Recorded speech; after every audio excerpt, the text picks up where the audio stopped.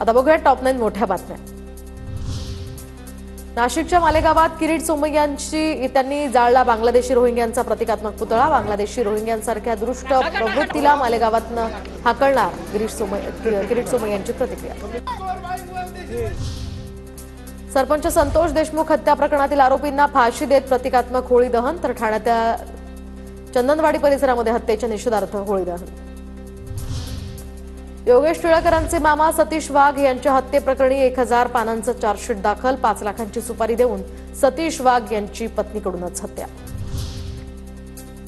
सतीश वाघ हत्या प्रकरणामध्ये मोठी अपडेट समोर। सतीश वाघ यांचा काटा काढण्यासाठी जादूटोणाचाही प्रयोग, आरोपी अक्षय जवळकर आणि मोहिनी वाघ यांच्यासह 6 जणांवर गुन्हा।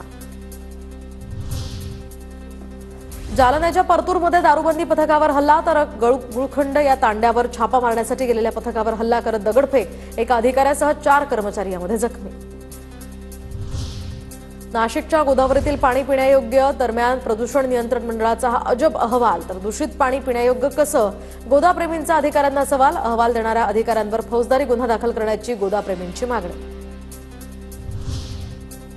फेरीवाला पथक प्रामुख्यानं आता फेरीवाल्यांकडूनच घेतले पैसे, दरम्यान आता कल्याण डोंबिवली महापालिकेच्या पथक प्रमुखाचा हा कारनामा, व्हिडिओ व्हायरल, तर चौकशी करून कारवाई करणार अतिरिक्त आयुक्त योगेश गोडसेंची माहिती।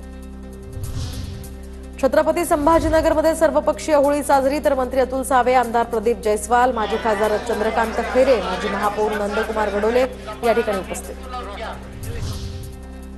नागपूरमध्ये दुकानातील कर्मचाऱ्याला 3 जणांनी लुटलं, बँकेतनं पैसे काढून आणताना 11,40,000 रुपये घेऊन चोरटे पसार, पोलिसांकडून सध्या आरोपींचा शोध सुरू।